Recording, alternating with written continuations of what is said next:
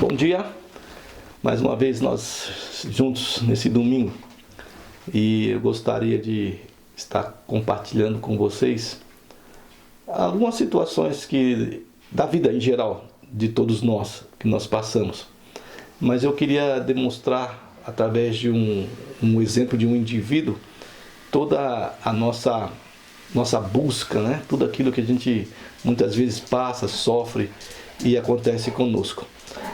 O salmista no Salmo 42, ele está na questão da alma, a alma que busca a Deus, a alma que anela por Deus, né?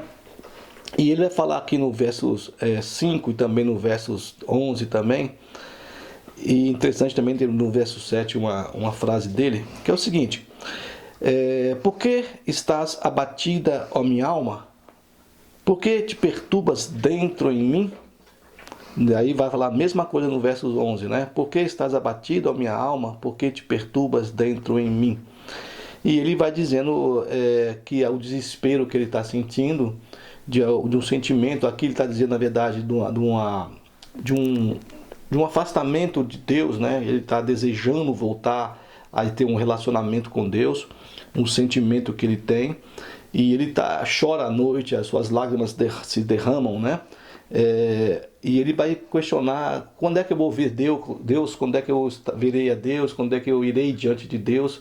Então essa busca desse homem de um vazio do seu coração, de algo que ele não sabe explicar, de um sentimento de desespero, de angústia, de tristeza. Ele usa até um termo aqui também no capítulo 7. Eu lembro que eu li um livro do Augusto dos Anjos, um poema, e o Eu e os Outros Eus, né? E ele fala a mesma coisa, o Augusto dos Anjos: um abismo chama outro abismo, né? Então nós, quando estamos na angústia, no desespero, na tristeza, parece-nos que isso vai chamando mais tristeza, mais angústia, mais desespero, mais dúvida, e é o nosso dia a dia. Não nos esquecendo que eu já comentei com vocês esse pensamento que eu tenho do Morro da Urca, né? E o Pão de Açúcar. Então nós temos o Morro da Urca, lembram? Que ele é baixinho aqui assim, depois você pega o bondinho e sobe para o Pão de Açúcar. Então eu creio que são esses vales e essas montanhas que nós temos no dia a dia. Nós podemos acordar muito bem, mas à tarde nós estamos lá embaixo no Morro da Urca, depois sobe de novo para o Pão de Açúcar, e é o nosso dia a dia. O que não pode acontecer, eu creio, é que isso nos domine e nos afunde cada vez mais. Um texto que Jesus fala, ele fala sobre a ira. Comentei com vocês, né? Semana passada, se não me engano. Irai-vos. Então nós podemos nos irar, mas não se ponha o sol sobre a vossa ira. Não fica irado o dia todo, né? E nem à noite sem dormir naquele comichão, que isso comendo a pessoa por dentro. Então eu creio da mesma forma, essa maneira que o salmista está. Nós podemos estar em angústia, em desespero, tristes. O outro texto bíblico diz: pode a tristeza durar até o anoitecer, mas a alegria ela vem no amanhecer. Então nós possamos estar lutando contra isso, possamos vencer essa situação, não deixar que isso domine o nosso coração, que corroa o nosso coração, que corroa a nossa mente e o nosso dia a dia. E são fatos que vão acontecendo no dia a dia nosso, às vezes com uma pessoa, com um parente, no trabalho, às vezes na questão até da enfermidade, da doença, a questão financeira, da falta de dinheiro, e essa situação que nós passamos. Hoje de manhã eu passei aqui na rua, aqui em cima na Zunkeller, e ali tem um lar espírita. E estava cheio de gente na porta esperando, né? Eles às vezes entregam a cesta básica, e eu acho muito legal, muito interessante, porque eles têm o desejo de entregar 1000 cestas básicas. Eu acho legal isso aí. Não vai resolver o problema de todo mundo, mas vai ajudar um pouquinho, né? E ali estava cheio de gente, então eu fico imaginando o que cada um deve estar passando, a sua vida, a situação que o leva até ali, depender de uma ajuda de alguém para ter comida em casa. imagino o desespero, imagino, ainda mais se tem filhos, criança pequena. E às vezes muita gente acha, eu acho incrível os pensamentos das pessoas que acham que todo mundo é vagabundo, que não quer. Às vezes não encontra mesmo emprego, não tem qualificação e não tem o que comer mesmo, né? Então eu discordo muito dessas pessoas que dizem que não, a pessoa é tudo vagabundo e tem que trabalhar. Não, você não sabe o que a pessoa está passando. Muitas vezes é você mesmo que acha dessa maneira, que entende disso, que crê que a pessoa é vagabunda e tal, e você também está passando por problemas difíceis. Não é um problema de falta de comida, não é um problema de desemprego, o que quer que seja, o financeiro, mas são problemas oriundos do seu relacionamento com os seus, né, da sua vida, dos seus questionamentos, do vazio do seu coração. Então todos nós temos problemas, ninguém está longe ou afastado de ter algum tipo de problema. Então o salmista está clamando porque na verdade ele está anelando, querendo voltar a ter um relacionamento com Deus, a ter um encontro com Deus, a estar com Deus. E aí ele está dizendo para a alma dele, né? Olha, alma, poxa vida, né? Como é que é isso aqui? Por que você está abatida? Por que você está nesse desespero? Por que você está desanimado? Né? Aí ele vai completando um pouquinho mais aqui embaixo. Espera em Deus. Né? Espera em Deus. Pois ainda louvarei a Ele, meu auxílio e Deus meu. Então Deus é o auxílio dele. Bom, nós estamos falando de seres humanos, de homens e mulheres que têm seus problemas. Eu já comentei alguma coisa sobre vários tipos de profetas da Bíblia aqui, em Jeremias, né? Elias, Jonas e outros profetas que pediram a morte. Até o próprio Jó também pediu a morte, amaldiçoou o dia que ele nasceu. Jeremias também faz a mesma coisa. E supostamente são pessoas que tinham um relacionamento mais íntimo com Deus. Então ninguém está sujeito aliás, todos estamos sujeitos a termos problemas, a termos situações em que nós muitas vezes não entendemos por que estamos passando, muitas vezes nós mesmos nos colocamos naquela situação. Mas eu quero falar interessante porque aqui em Mateus, no capítulo 26, no versículo 38, vai ter assim o seguinte: então lhes disse, a minha alma está profundamente triste até a morte. Ficai aqui e vigiai comigo. Quem está dizendo para quem? É Jesus dizendo para os seus apóstolos, né? A minha alma está profundamente triste até a morte. Olha só, se nós temos aqui um modelo, nosso paradigma, que é Jesus, nessa situação, quanto mais nós, né, pequenos seres humanos, né, apesar de nós nos acharmos grandes, né, cada um tem o seu pensamento, e o ser humano é incrível porque ele se acha tão superior a tudo, mas aqui está Jesus, né, o Filho de Deus manifesto aqui como homem, e ele sofrendo como nós também sofremos, na angústia, no desespero, sabendo que daqui a pouco ele seria preso, que ele depois seria crucificado. E então nós estamos vendo o próprio Jesus dizendo que a sua alma está triste até a morte. Mas ele vai enfrentar a situação, vai passar por aquilo, porque depois ele fala para os seus... Ele entende isso, né, nos outros evangelhos, de que ele via o que ia acontecer depois da sua morte. Nós não vemos o nosso futuro depois do nosso vazio, da nossa tristeza, da nossa angústia, das nossas dúvidas, do nosso desespero. Nós não vemos o amanhã. Mas que nós possamos fazer que nem o próprio salmista, que buscou e falou, né? Olha, eu vou até o Senhor, até Deus, né? Porque Ele é o meu Deus, e irei até Ele e vou conversar e vou me colocar diante dele meus queixumes, as minhas querelas, as minhas dúvidas, os meus sentimentos diante desse Deus. Nós muitas vezes ficamos envergonhados de falarmos com um amigo ou um familiar, e nós não temos com quem dividir o que se passa em nosso coração.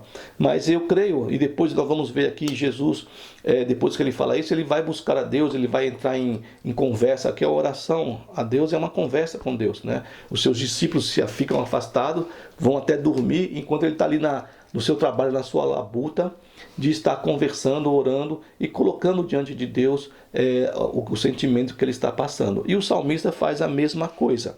É interessante porque são sentimentos humanos, né? do que tudo aquilo que a gente sente e passa. Mas por vários textos bíblicos, Deus vai dizendo para o ser humano ao qual ele está conversando, de que ele é Deus e que a pessoa podia descansar nele, de ter fé, de colocar os seus anseios, as suas dúvidas, os seus questionamentos, inclusive até as suas lágrimas diante de Deus. E para mim aqui um salmo pequeno que tem aqui, no 131, que a partir do verso 2, é o verso 2 na verdade, né? É o salmista, que é um cântico de romagem. Ele está indo para Jerusalém, para um dia de festa, provavelmente, e ele vai falar para o Senhor: olha, o meu coração ele não é soberbo, né? O meu olhar não é altivo, eu não ando à procura de grandes coisas, né? Nem de coisas maravilhosas para mim. Não estou atrás de tantas coisas maravilhosas e outras coisas, não. O que eu gostaria, né? Que aí se resume ao que o outro salmista falou, lá no versículo que nós temos lá atrás, lá 42, e o que Jesus está falando. E aqui ele vai sintetizar nisso aqui. Pelo contrário, eu não estou atrás de tudo isso, né? E meu coração também não foi altivo, né? Mas o que ele faz? Pelo contrário, eu fiz calar e sossegar a minha alma. O outro diz, né? Por que você está aflita, desesperada a minha alma? Por que você se perturba dentro de mim? Né? E aqui não, eu fiz calar e sossegar a minha alma, né? Dei aquele respiro e compreendi, né? Como ele faz isso? É como a criança desmamada se aquieta nos braços de sua mãe. Como é essa criança? Assim é a minha alma para comigo. É quando a mãe vem, pega a criança naquela tranquilidade e põe a criança no seu seio, e ela se alimenta, e ela então se satisfaz, e então ela fica descansada e ali dorme, né? Depois de arrotar, ela vai dormir tranquilamente. Então no sossego, no seio da mãe, no sossego, na paz, na tranquilidade, que é esse colo. Então nós também queremos o colo, e o colo que nós poderíamos ter, todos nós, para todos aqueles que estão sofrendo, passando por situações difíceis no mundo, é o colo de Deus, né? Como o salmista falou: eu irei até ele, do meu Deus.